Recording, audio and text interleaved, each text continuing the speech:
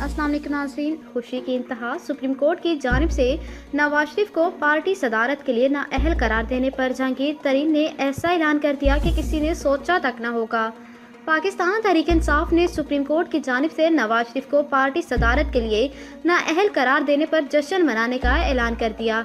बुध को तहरीक इंसाफ ने election act 2017 से मुतल्लिक दरख्वास्तों पर सुप्रीम कोर्ट के फैसले को खुशाइन करार देते हुए नवाज शरीफ की सदारत से नाअहल होने पर खुशियां मनाने का ऐलान किया।